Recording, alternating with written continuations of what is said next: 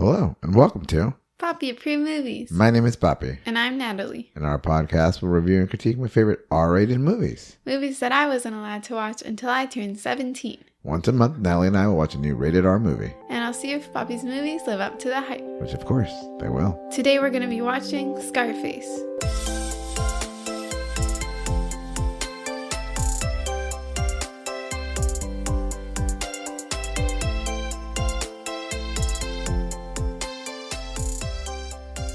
Before I begin, there will be spoilers. If you haven't seen the movie and don't want it to be spoiled, Press pause and come back when we're finished. Now, Papi, tell me the deets on this movie. Hello, Natalie. Hello. How are you doing? Good. I just take a nice nap. Feels good. And now you're 17, you can watch rated R movies. Are you excited about rated R movies? Same. Yeah. To be honest, I picked one of my favorite rated R movies of all time for us to start with. Scarface came out in 1983 with a runtime of 2 hours and 50 minutes. Super long. It's not streaming anywhere, so we had to borrow the DVD from Theo Easthead. Written by Oliver Stone, Howard Hawks, and Ben Hecht. It was directed by Brian De Palma. Main stars are Al Pacino, Michelle Pfeiffer, and Stephen Bauer. Fun facts, there was a Grand Theft Auto video game that was hugely influenced by this movie. It's called Vice City, and I loved that game. I played the whole game. That's one of the last full video games that I played. We're still waiting for Grand Theft Auto 6. Yep, and we're going to keep waiting for Grand Theft Auto for maybe another 25 years. Who knows? So what'd you think of the movie? I thought it was boring. Wow. A lot of action. A lot of things happened. You thought it was boring? I think not much happened.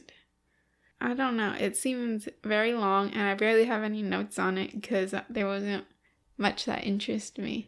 I think the other movie we watched, which was like a completely different vibe about the mafia, was more my taste. Oh, Johnny Dangerously? Yeah.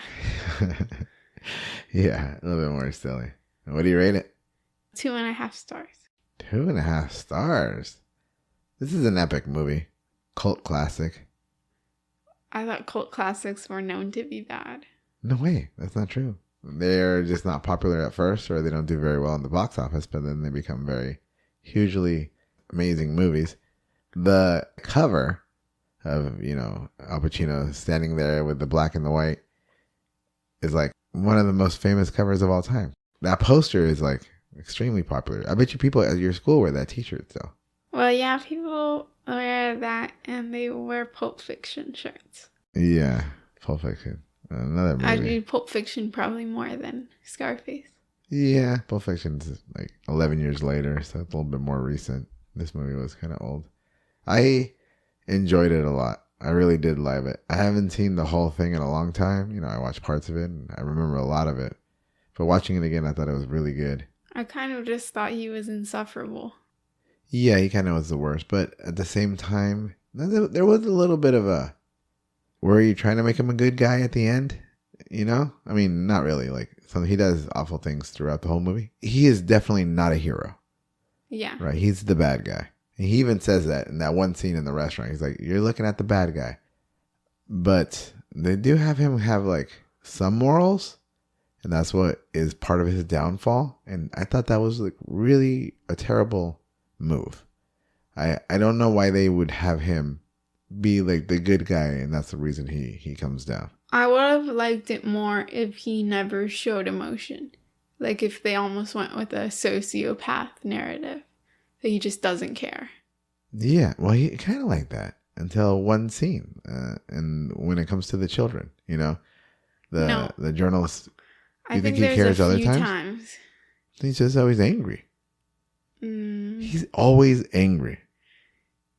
There's the scene where his friend is getting murdered in front of him and he's losing his mind. I think that if they just had him staring at it happen in front of him, that would have been way better. No, then he wouldn't be scared.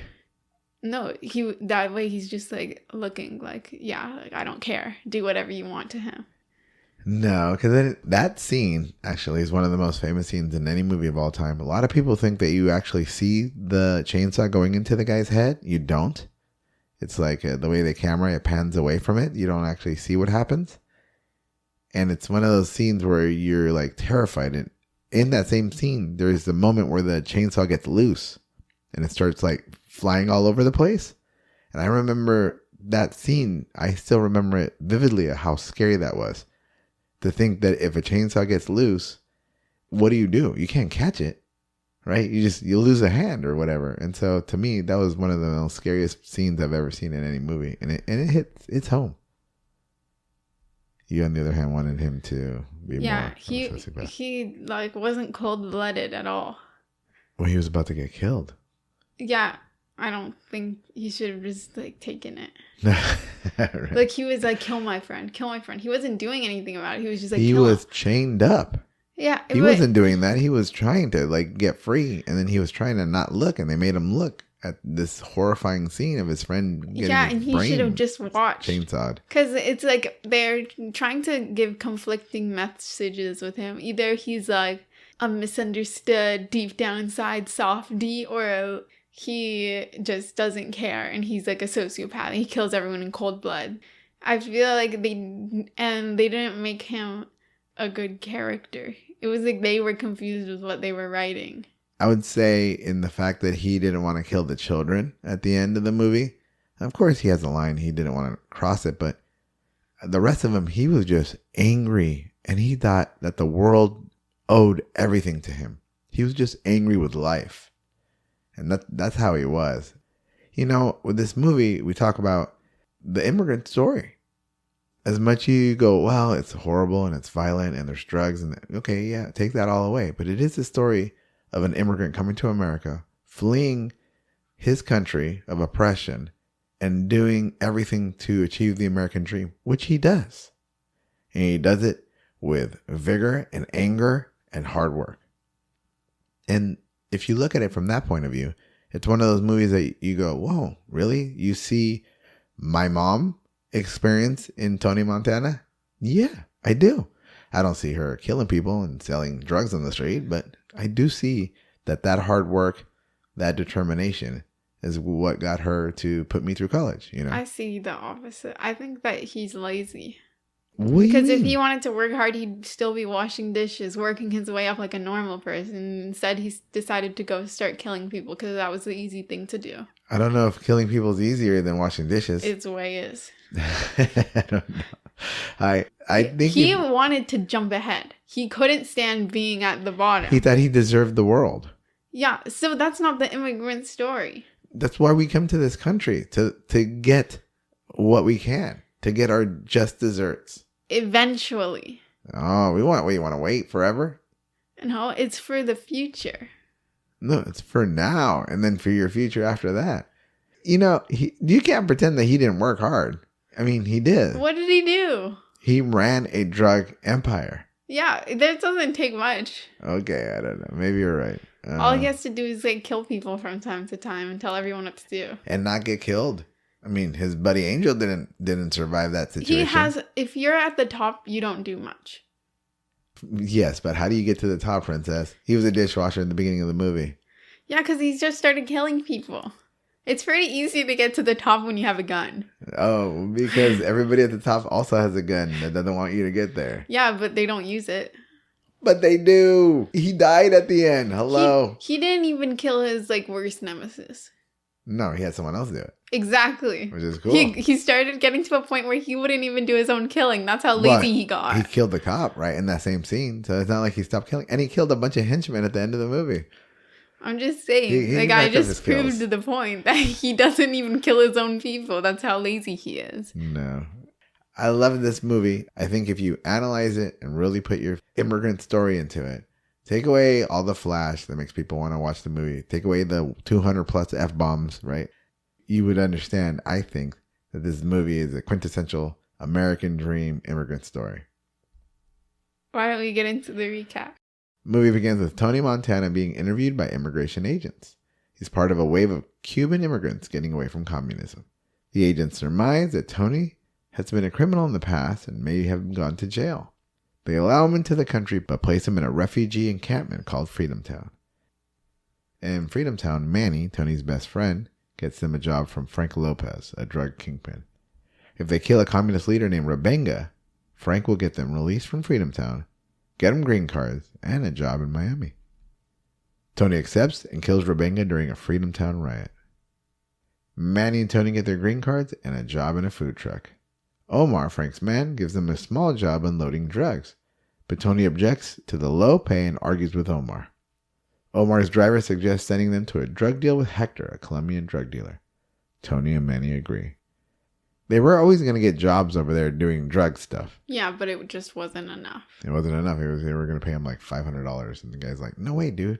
You can give me $1,000. And then they say you're going to get $5,000 if you do this drug deal for the Colombians. You think Omar knew that they were going to that the Colombians were going to go after him? Yeah.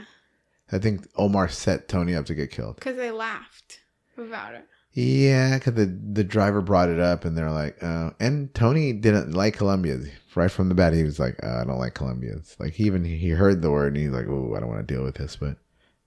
But he works super hard and he does the things he doesn't want to do.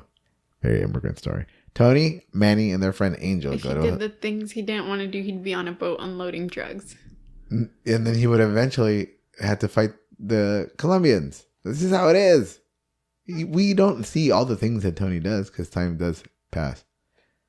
Tony, Manny, and their friend Angel go to the hotel where the drug deal is being held. Angel and Tony go in first, and Manny's supposed to be a lookout from the car. Angel and Tony are captured immediately and tied up, while Manny flirts with a lady. Angel's killed with a chainsaw while Tony watches. Manny feels the deal is taken.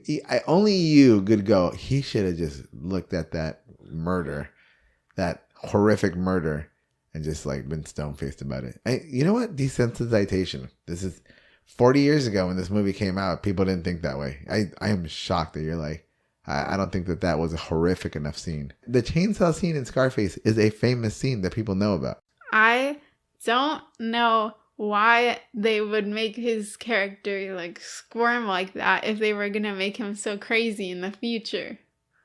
Oh my goodness. You do know that a little bit of his craziness in the future also comes from drug abuse, right? Yeah, but I'm just saying that his whole thing was like, oh, this is nothing. I've done everything back in Cuba. Like, I know everything already. I've seen it all. I've seen so much worse. Okay, so why are you squirming then? Lock in. Because he's about to get murdered. He's about to get a chainsaw to the face. That's just silly. Manny feels the deal is taking too long and comes to help. When he sees what's up, he starts shooting everyone and kills everyone except for Hector, who gets away. Tony gets the cocaine and catches up to Hector and shoots him in the head. Then they take off before the cops show up. Why'd they even have the cocaine in the hotel room if they weren't going to give it to them? That's so true. Maybe they thought they were going to show up like 5-6 dudes with machine guns, and then they're like, all right, we'll do this deal. But then when they saw it was only 2 of them, they're like, oh, we got these guys. These guys are wimps. We can totally kill them. I don't understand why they did only have 2 guys show up. Yeah, I don't know why all 4 of them didn't go up. Yeah, or 3 of them and then have 1 guy out there with a bazooka. Yeah. Tony calls Omar and they all go to Frank's house. Tony gives Frank the drugs out of sign of respect. Frank takes a liking to Tony immediately. Then Tony sees Frank's girl, Elvira, and falls in love.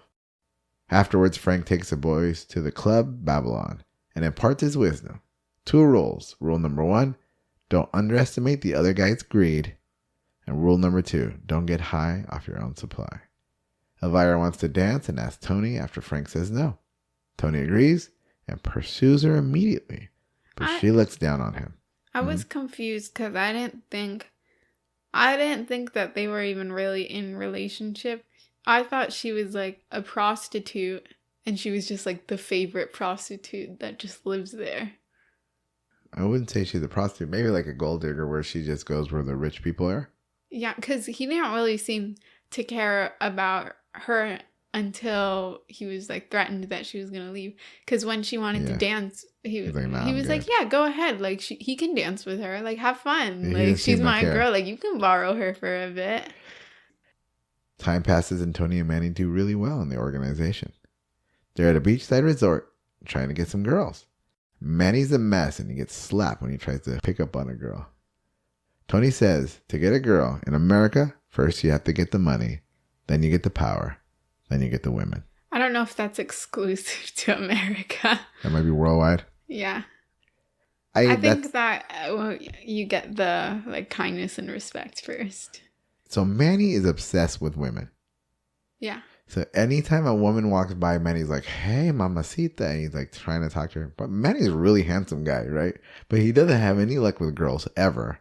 Except for the one time he gets luck with a girl, and then he gets killed for it. But he tries to talk to the girl from the car. With another girl.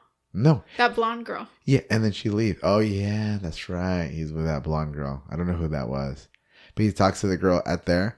She walks away. He talks to this one girl, gets slapped in the face. Talks to the girl in the car, and she runs away too. Like, because he's like assaulting everyone. Yeah, he's just a mess. He's harassing people. And it's funny that Tony is telling him, "Hey, dude, what are you doing? You're obviously not doing this right." And Tony is actually the worst about trying to pick up on Elvira. Like, just awful.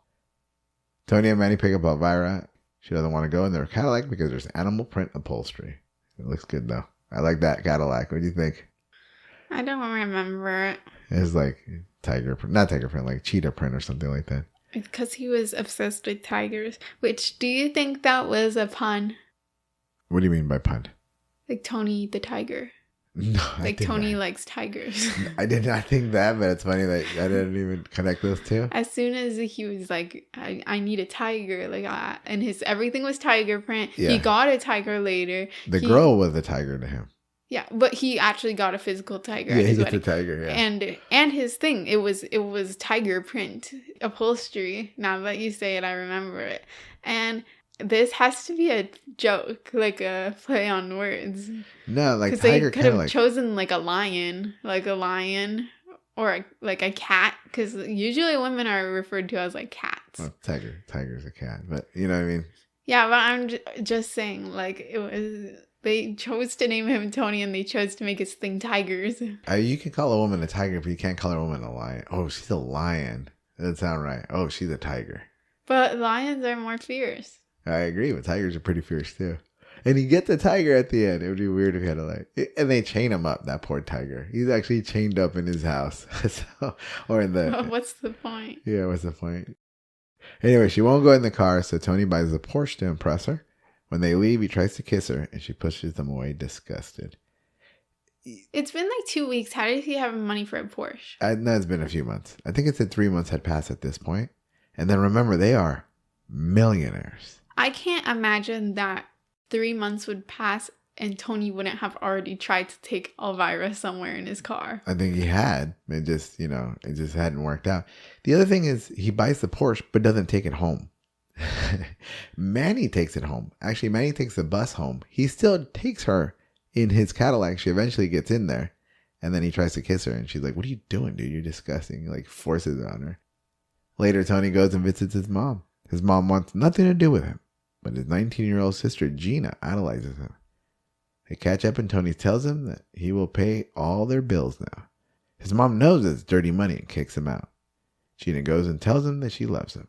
Manny sees Gina and mentions how beautiful she is. And Tony loses his mind and yells at Manny to stay away. Manny, come on, bro. You should have known better. You know Tony's crazy. Why would you mess around with his sister? Yeah. He knew at that point when he was like, "No, that's my sister. Don't even think about it." And he's like, okay. Yeah, but then they end up getting married. Like, he thought Tony was going to change his mind. That dude's crazy, especially now that he's on drugs at the end of the movie.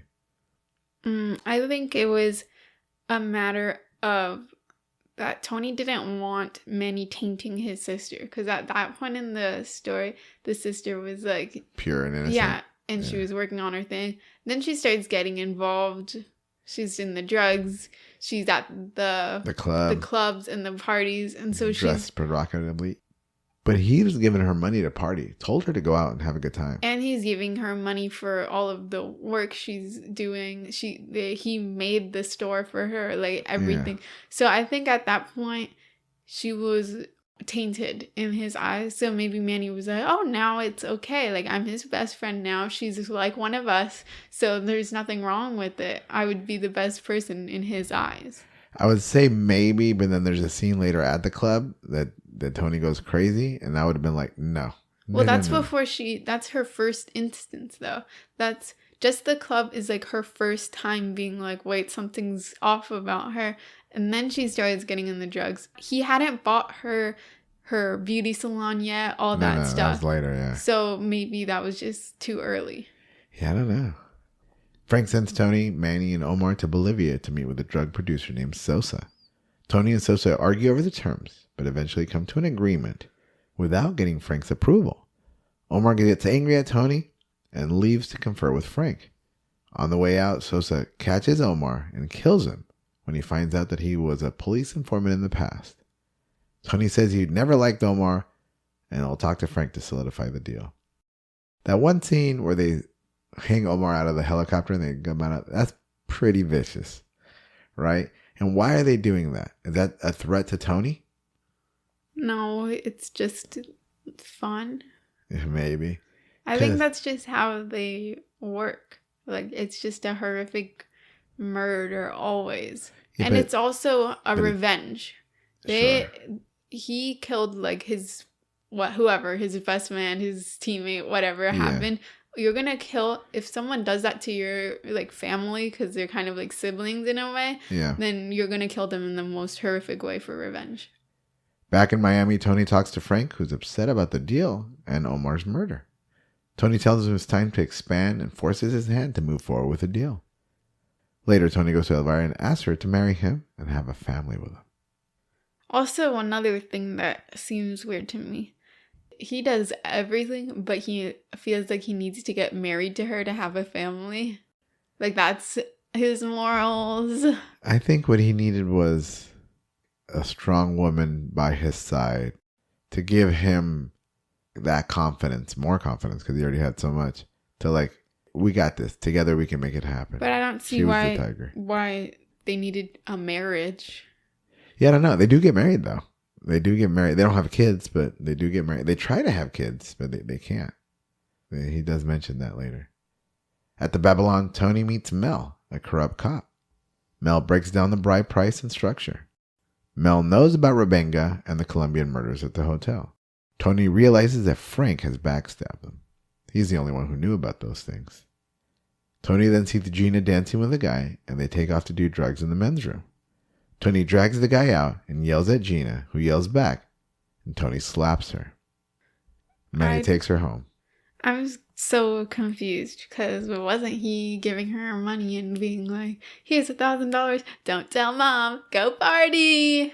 Yeah, but if you take a guy into the men's room and start doing drugs with him there, I mean, you wouldn't want that for your little sister. Yeah, I guess so, but like... I mean, not to the point where you slap her in front of everybody in the men's room. I mean, like, that's obviously, he's crazy, but you would be very disappointed. You wouldn't want that. I'm not saying that I'm confused why he stopped her. I'm just confused why he was like, what's wrong with you? Like, look at what you're wearing. Why are you here? Like, why are you in this club? Well, I think he thought like me, her and her girlfriends are going to go to a little bar downtown and have drinks and have some Cuban food. She is dressed very sexy. Mm-hmm. And so at that point, he's like, no, that's not what I want. I wanted you to have a good time, not become this party girl. I do get his point of view. Obviously, slapping your sister is pretty dumb. And then Manny consoles her on the way home. They talk on the way home, and she's like, I know you like me. I know you've been checking me out. He's like, no, man. I can't mess with you. He's like my brother. I can't do anything like that. But then he does. Later at the club, same night, Tony's chilling alone when two henchmen start shooting him up. Tony kills them and escapes. He calls Manny and his other henchman, Nick. He gets Nick to call Frank, posing as the gunman. Tony and Manny visit Frank and gets the call. Tony and Manny visit Frank while he gets the call from Nick. Frank lies about the call, and that's when Tony realizes that Frank was the one that ordered the hit. Manny kills Frank, and Tony kills Mel, who was there too. Then he goes to Elvira, tells her to come with him. She gets her things. And Tony sees the blimp when he's waiting for her that says, "The world is yours." The huge tagline of the movie, "The world is yours." This is, I would say, the American dream. The immigrant story, American dream. The world is yours. You come from a place where there is no opportunity, where there is oppression, where there is violence, and you come and the world is yours. You can have whatever you want. I don't think the world is yours. I think the world is your oyster. You don't take ownership of the world. No, That's the just not world. how it works. He took the whole world. It was his. That's no. Well, maybe he did, but not everyone else. Yeah, the world That's is not yours. how. It's the world is your oyster. We're getting it confused here. I want what's coming to me, the world and everything in it. That was his mentality. That was from the beginning. His greed was the biggest thing. Rule number one is don't underestimate your other person's greed. He had the biggest greed. He wanted everything. He got everything too, and then he blew it. I also think that him not killing the guy made me respect him less. I think it was more of a torture thing. I'm like, I won't kill you, buddy. He's like, oh, thank goodness. Manny killed this guy. Oh, you know what I mean? I don't know. I feel like you should just kill your own people. Then there's the montage of Tony and Manny raking in the dough, building a drug empire. A lot of hard work. They get a mansion. They open a hair salon for Gina. Tony and Elvira get married. And they bring bags full of money to the bank. And Tony gets his tiger. Later, the banker visits Tony and says that they will have to take a bigger cut to wash the money. Tony's angry and Manny brings up Seidelbaum, a mob-connected money launderer. Tony's hesitant but agrees. Tony meets with Seidelbaum and they work together to launder money. Then the police rush in. Seidelbaum was an undercover cop the whole time, and the room was being videotaped. Tony meets with his lawyer, and the lawyer says he'll have to do jail time, 3 to 5 years. There's 2 scenes in this movie that I took out, and I just want to bring them up real quick. There's the hot tub scene. Extremely famous scene where he's in the hot tub with all the white suds. Uh-huh. And he's talking about how politicians are really the evil in this world, and then that they are the ones that are propagating this drug business, and they're the, I'm the bad guy. These guys are the real bad. The bankers are the bad guys. The only thing I could think that whole scene was that like Manny's in the room and that guy's just like bathing. Well, like he's just sitting there watching him bathe. Yeah, I don't know what Manny's in the room. Elvira's in the room too doing drugs, and he yells at everybody. And everybody leaves eventually, and he's by himself at the end of that scene. And he's like, I don't need anyone. Well, Elvira's his wife. Like, that makes sense. She was doing her makeup at the vanity. Like, that's where she has to do it. Why is Manny there? He pulled up a stool as close as possible to the edge of the tub and is, like, hanging out with them. That scene's very what's he famous. Doing? Scene's very famous because he is just thrown out. And I watched that scene, and I thought about, what is the biggest worst? You go, politicians are the worst, or the bankers are the worst. You know who the worst are? Insurance. I would say those guys are the modern day mafia. They're like, we're going to make you pay insurance for the car just in case you get in an accident. And then if you get in an accident, we'll pay. But then I'm going to make you pay more insurance so you actually end up paying it yourself. And it's by law. If I don't have it, I can't have a car. I can't drive it. If I don't have insurance, I can't have a house. It's like how in the Bible, everyone was just talking about how horrible tax collectors are. Like, every single time. I feel like that was just some unresolved resentment with, like, Jesus and them all. Because they're like, gosh, he was a tax collector. Gosh, this guy's horrible. Yes. We, IRS, if you're listening, we have no problem with tax collectors at all. We don't need auditing over here. But we do have problems with insurance companies. I have life insurance. I have health insurance. I have car insurance. I have house insurance. And all of those cost thousands of dollars a month. And what for? Nothing. I didn't use my insurance last month, but I had to pay for it. Why? Because the government makes me. I'm telling you, shady. Tony was onto something. He's right. The other scene that happened that we didn't talk about was the dinner scene, where I think Manny's there too. He's just yelling at everybody. Manny's always there. Yeah, Manny's his right-hand man. He's always there. He starts screaming at him. Starts screaming at Elvira, calls her like a druggie and a mess. And then he starts screaming at everybody else in the restaurant.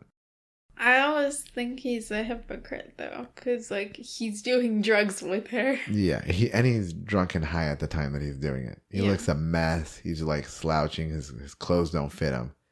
And they're all dirty and he's just going at it. But a very famous scene as well where he's just letting the world know you want to feel better about yourself. So that's why you create this bad guy, this image of a bad guy. Tony goes to see Sosa, who introduces Tony to some political characters, even one from Washington, D.C. Sosa tells Tony that he can make his case go away if he helps his associate, Alberto, killer journalist named Matos. Matos is about to make a speech at the United Nations, outing everyone in that room. Tony agrees.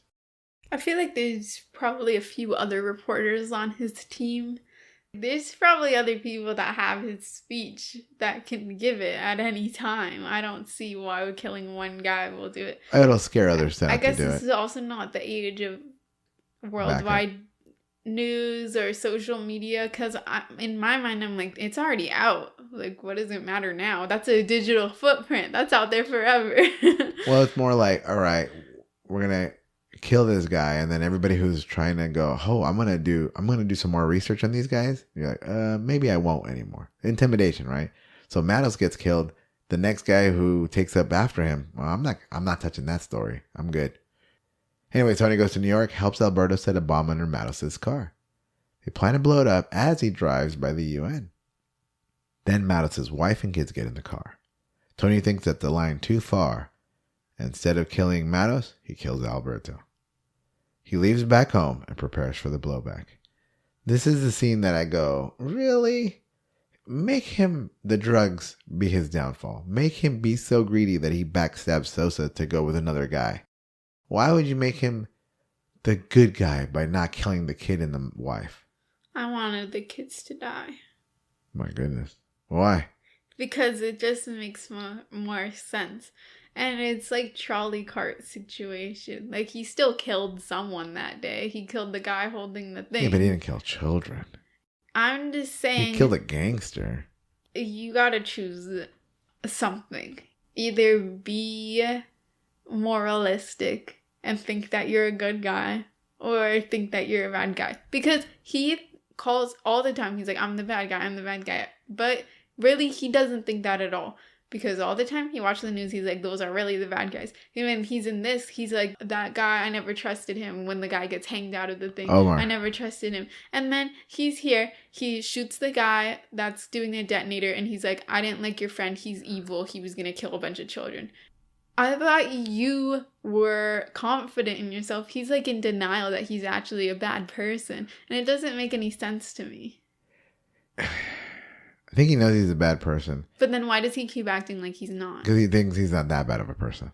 He thinks like he's a 7 in bad, not a 10. Like killing children and wives is a 10. It goes out of his own ideology, because he's like, you all think you're so much better than everyone else. He thinks that too. He himself also thinks that, oh, everyone's the bad guy, but me, I'm the good guy. I'm the cool one. I'm not killing children. I never trusted that guy. All this stuff. But he's a victim of his own ideology. Yeah, that's the hill he's going to die on. And I think that's just ridiculous, because I'm not saying he should be killed kids, but I would have been like, all right, let's slow down or do something else or kill him afterwards. He's acting like... He knows this is his downfall. Sosa's way more connected. I mean, he's got people in Washington, D.C. They were going to make his case go away. He couldn't do something like that. His guy has actual clout. You're going to end up dead. I also don't see why they don't just follow the guy. Don't detonate the bomb. Just follow him. He's probably going to go pee sometime during that day and then shoot him in the bathroom. Just figure it out. They're going to go home, right? I mean, as soon as the kids got out of the car, he's going to go park the car, blow him up then. Like, it wasn't going to go exactly the way... Well, I mean, it had to be before the speech. I guess that did make sense. Because he was going to make a speech to the UN. I'm just saying he could have been assassinated at any time. Yeah, they have guns. Harder. I mean, it just didn't have to be the way he wanted. Yeah, he was in the car before they put the kids in there. Once they saw that the kids were going to come, they should have just blown it up before the kids got in. So I don't know. In Miami, Tony starts getting high and gets a call from Sosa. Sosa's furious.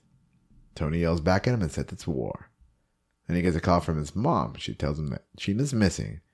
She thinks that she's at a house in a different neighborhood. Tony goes to the house and Manny answers the door. Tony sees red when he sees Gina wearing a nightgown behind him. And he kills Manny. This is another thing where I'm like, that's the line you cross. First of all, Manny is not the brightest. He's gotten your friend killed earlier because he wasn't keeping watch when he was supposed to be. And because he was like picking up a girl. And he gets him arrested by putting him into this shady bank business. Yeah. And it's not necessarily all his fault, because like these things could have been prevented if you were just a normal person. And all those things, he's like, so, like, you basically got my friend killed.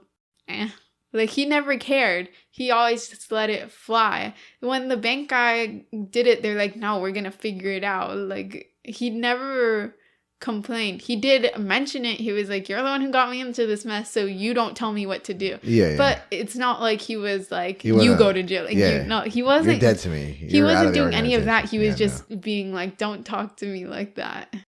But we know his craziness about his sister. We know it. We've seen it twice at least. Manny should have known better. And I don't understand that either, because if he loves his sister so much and his sister loves this guy, then we're just going to kill the guy. Manny's a drug dealer, dude. He wasn't thinking about what was going to happen next. He was just angry and he shot him. And he regretted it really badly. It makes sense with the character that he was, being crazy and going super overprotective. But Manny was his ride or die. But I think it makes sense, but then the other stuff doesn't make sense. You're not willing to kill some politician who you don't like. Not the girl, the kids. No, he didn't want to kill even his wife. Yeah. You're not willing to kill some news reporter's wife when you hate the man, you hate politics, you hate everything, but you're willing to kill your best friend. Like, again, they have to choose one or the other. It's just inconsistent. Yeah, it's an inconsistent movie. He was high at that time, but he's always high at this point in the movie. I think he was high, and they were drunk. There was alcohol in the car when they were gonna kill the Maddow's character in this family. Yeah, so. It's not easy to say like, oh, he was high, that changed his decision, when the character is constantly high. That's just their state of being. Yeah. Him killing Manny was, to me, I remember this one of the saddest parts of the movie that I look back on and go, I'm like, wow. I like Manny. Manny's my favorite character. Super cool. I think he's the only actual Latino in the movie. Everybody else is not Cuban at all. He's Gina? actually, no, she's Italian, I think. Oh. And so is Al Pacino. He's Italian. I thought Gina was black. Like, I thought she was Afro-Latina. No. She's Italian, if I remember. Anyway, Gina tells him that they were married. Tony grabs Gina and takes her back to the mansion. Back at the mansion, says his men are ready to attack. Tony doesn't even notice because he's getting high and high and high and high. The guards are being overtaken and killed. Gina comes in and starts shooting at Tony, angry about killing Manny. Then a henchman comes in and kills her. I still don't understand Gina, because she's kind of stupid. No, she was high. They sedated her. No, but I'm talking about earlier. Why would you ever think that he would be happy with the surprise? We're married. We wanted to surprise you. What's wrong with you? You know how weird your brother is. Yeah, I agree with that. Like, he slapped you in a bathroom in front of everyone for, like, being next to a guy. And you think that you coming out in your nightgown is going to be, like, a fun surprise for him? Like, is she crazy? I would prefer that scene. I mean, if I found my sister, I'll never forget it. I found you. I'm at a club and you are in a bathroom with a dude snorting drugs and he's making out on you. I'm going to be very upset. If I find out you get married, I'm going to be upset, but much less upset. Much less. Because now it's like you're married, you want to have a family, you're doing the right thing. This is your home. They bought a home in a nice neighborhood, right? Yeah. Maybe Manny's going to quit the business. I don't even know. Probably not, right? Because he's always next to Tony. And I go, well, maybe you're like, listen, I'm doing the right thing. I'm not going out partying anymore. I'm going to have a family. I just don't. I think she's kind of dumb for this. There's no way. The scene where she comes in half naked, by the way, and says, well, you want me, right? You want to be with me? I thought that scene was super weird, but she was drugged because they sedated her because she was going crazy because, hello, her husband just got killed. And they drugged her. And I thought, okay, well, that might make sense. But she was going to kill Tony. And she shoots him. She does shoot him. She hits him once. That was actually my favorite scene in the movie. Not because she was going to kill him. Naked. But because it's the fact that she's like, if you're this weird and you just killed my husband and you'll do anything, like you will do anything, but when I am near a man, you have to kill him instantly. Like, you're out of your mind. You must be crazy. And I think that's kind of a smart idea, because it's almost like she's losing her mind. Like, what can it be? What does it have to be that makes you so out of your mind, crazy? You don't think that? Do you think that he was obsessed with wanting to be with her? He wanted to be with her. Like, no, he was I in love think with it her. was like a way of her saying, like, clearly there's something wrong with your head. No, yeah, kind of saying, well, do you want to have sex with me? Is that what it is? Is that you won't let me be with another man? Is it because you want to be with me? It's like she's going crazy. I thought that was like the best scene. Did you think that he felt that way? No, I don't think so. Because I did try to pay attention to that. When he sees her, he says, "You're so beautiful." But it's like he hadn't seen his sister in like 5 years, right? She was, like a 13-year-old or a 14-year-old. And then now she's like a young woman and really beautiful. And he was super sweet to her, but not like pervy, I mean, which we see later with Elvira. And I thought, oh, maybe he does want that. Or maybe he has that, like, no one's good enough for my sister except for me. But I don't see that. I think other people might see that because they're not Latinos. The most affectionate people ever. All right. And so there was a woman in this house. I don't even know who it was. It was like Abuelita's friend or something, and like she kissed me. Like, that's just how it is. Yeah. I think people would be like, why is he always like hugging on her and like kissing her cheek and stuff? No, that's not weird. That's just how it is. Yeah. I wouldn't necessarily think it either until I saw the scene where she's like saying, well, you want to have sex with me? Come over here. And then she comes in half naked, right? But then busts out the gun and starts shooting him. She was already half naked. I don't think she changed. I don't know. I thought she had an under. When she was in Manny's house, she had a nightgown. I think it was the same nightgown. It was just tied closed. No, I don't think so. I think she had a nightgown and then a robe.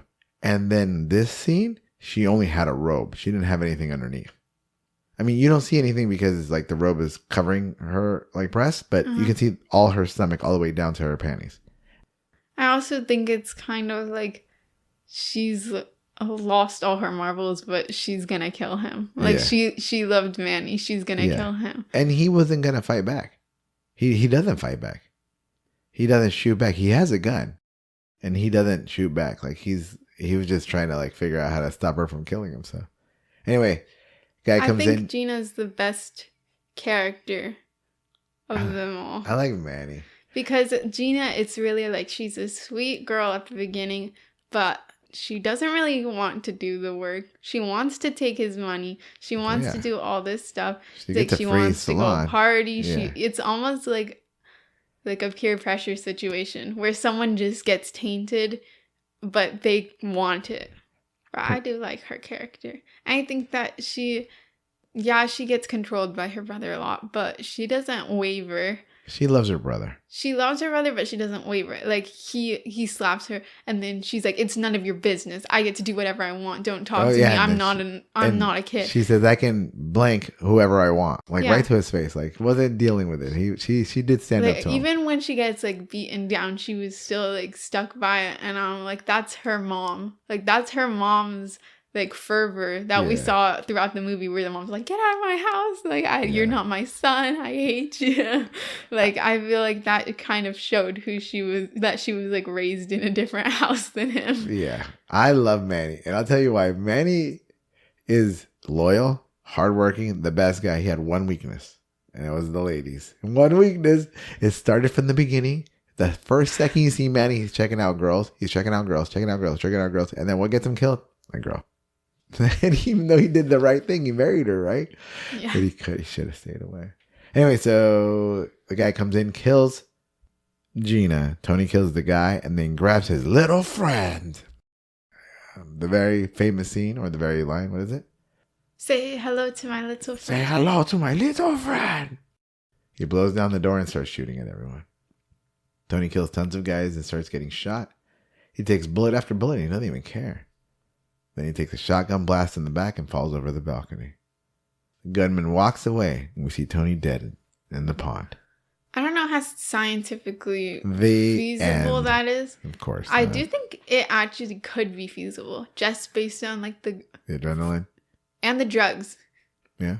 The drugs could like have such a effect on his brain chemistry that his brain hasn't even registered and that adrenaline. So maybe, but like I don't know. He took a few of them, to the heart. Like it wasn't even like he got shot in the leg, in the wing, in the arm, or nothing. Yeah, no, he got shot early. He got shot by Gina, and then he got shot like 6, 7 more times. And he's like, "Keep shooting me!" And then they stop shooting when they see the guy behind him has the shotgun, shoots him in the back.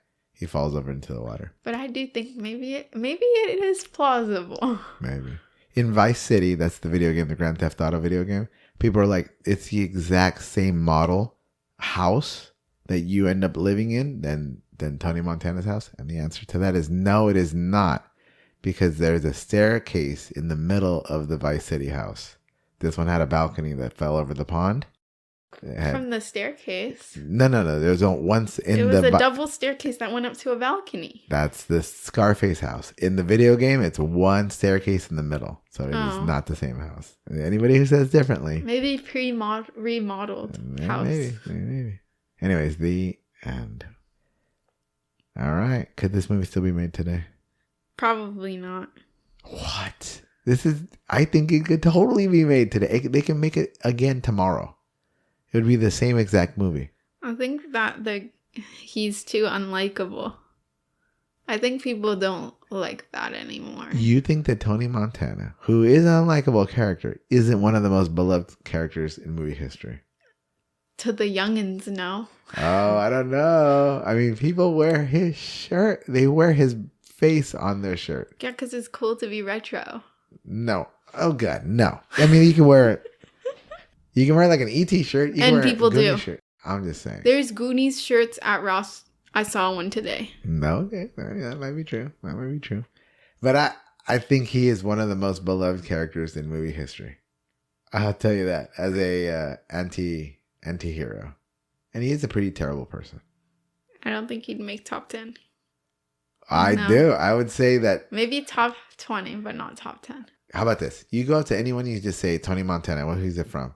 They'll be like, oh, it's from Scarface. I don't think so. Yeah, I think so. No, at my school? Yeah, I bet you at your school. At my school, no. Why else would you think it'd be not made today? I think that just the way both of them treat women. Both of the way everyone treats women. Terrible. Yeah. What do you think of his accent? He sounded like a little familiar. A little familiar. You think so? You thought he did a good accent. Who did you think he sounded like? Tio Isa. I think Tio Isa would be happy for that. He has the same vulgarity. He talks the same. I don't think the accent was... I don't know if it was necessarily the accent, but I think I'm like, this guy's kind of like Tio Isa.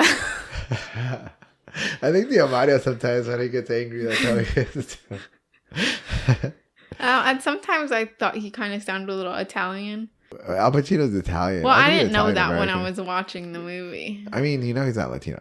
I don't think that could be made now, right? I don't think you can have a movie based on a Cuban guy who was played by an Italian guy. They had a white guy play a black video game character, so clearly that doesn't happen. Shots fired on Minecraft, right? Yeah. Yeah, I guess you're right. Although, I don't know. If you're doing the whole immigrant story and you pick a white dude to play it, I think people would be like, excuse me? Yeah, I don't know. I don't know. Well, I think, we had the whole Little Mermaid situation. Everyone lost their ever-loving mind. So I think it goes, if they had someone that, like, a race that wasn't liked do it. Yeah, when they had the theater, Hermione was an African-American lady. And everyone lost their ever-loving mind. Yeah, but if you have an Italian white man playing, like, a brown person, I'm pretty sure it's not going to have as many problems. I don't know. I mean, this movie is a quintessential immigrant story about the American dream, so I don't know. I don't think so. I think there's like a few others that could be chosen instead. Maybe. Well, you got anything else in your notes? Like Manny. Manny was just... By the way, great name, Manolo. That's his real name, Manolo. And he goes by Manny. I love that. There's one scene where he goes like, oh, she was asking for it. Yeah, that would not go well. Well, Manny was terrible with women. We know that. He got slapped in the face. There is a museum. It's like the saddest museum ever. And it's called like, she was asking for it. and then they have all the clothes of like victims. That is sad. And sometimes there's like kids' pajamas.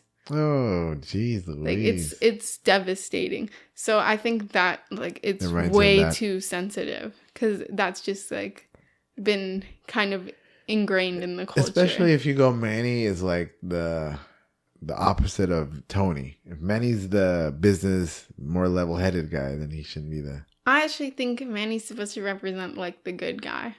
Just that innocence of like a teenager.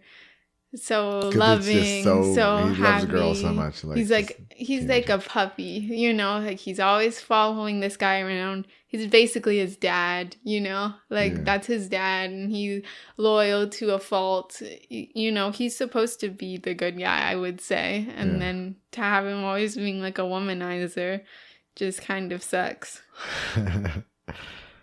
Or like he calls like a woman a lesbian after like he rejected him. That's very common. Guys are terrible like that. You're like, obviously. Yeah, well, I think she doesn't like me, then she doesn't like any men. That's how that attitude goes. But I'm when I say like, oh, this wouldn't be made today, I'm not saying this wouldn't happen today. I'm saying that they wouldn't put this on screen for everyone to see. Got it.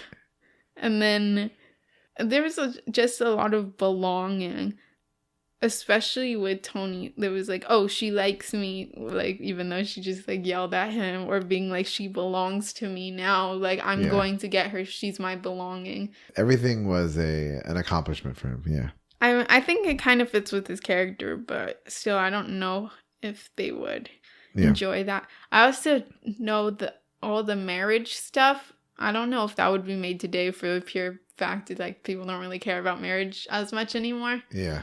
So I mean, Tony and Manny both get married in this movie. Yeah, like they both wanted to get married to the woman that they wanted. Yeah. And it's almost like, I feel like that was their version of the conquest. Like, oh, I won the woman, I married her. Nowadays it would just be like, nah, I slept with the woman, she's mine. Like I won. Yeah. She's my trophy now. Like, you know? So I don't think just for the cultural difference that would probably not be such a big deal to them. That makes sense.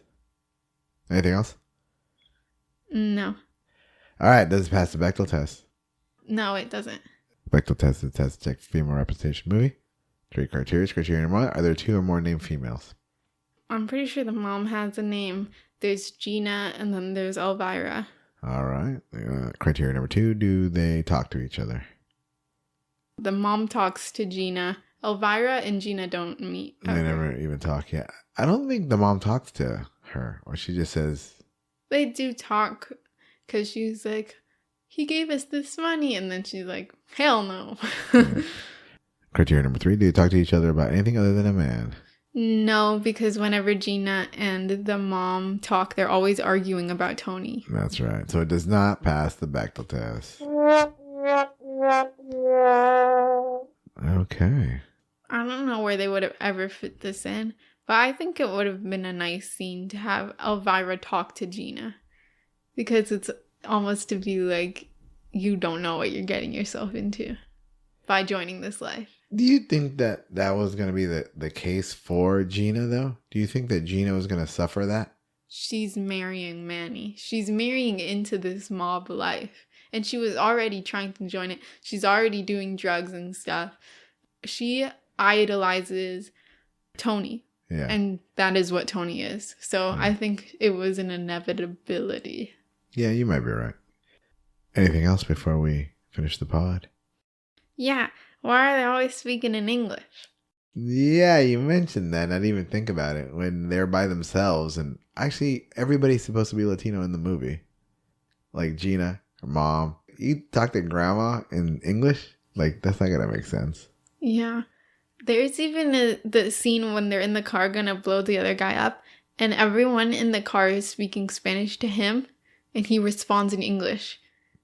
Oh, yeah. It reminded me of, like, me. I'm like, that's what I do. Like, someone talks to me in Spanish, and I talk back in English. Yeah, and then there is a scene, I think there's a couple times where he does speak Spanish, and he says yayo in Spanish a couple times. He says cocaine, but he has a terrible accent. So I think that's probably the reason why, because he has an accent. He's not a Spanish speaker. They have Manny speak Spanish more. Do they? Well, he is. Because whenever he gets mad, he speaks in Spanish. Whenever Manny gets mad. When he gets rejected by the women, he starts cursing in Spanish. Yeah, it's true. It's a good point. Never think about it. I mean, also, if you made that movie and had subtitles, people would just turn it off. Especially in the 80s. There's not a lot of... Especially in the concentration camp. Every single one of them is a Spanish speaker. Well, they were screaming in Spanish. They were like, libertad, libertad. They were trying to get freedom. Yeah, but when he talks to people within the camp, everyone's in English. Yeah, that's true. All right, anything else? Nope. Thank you for tuning into Papi Approved Movies. If you like this episode, make sure to subscribe, rate, and review on your favorite podcast app or like our podcast on YouTube. If you watched till the end of today's episode, comment down below the world emoji. The world is yours. We put out an episode every month. If you want to see extra podcast content, follow our TikTok at Papi Approved Movies. I'm Papi. And I'm Natalie. See you next time. Bye.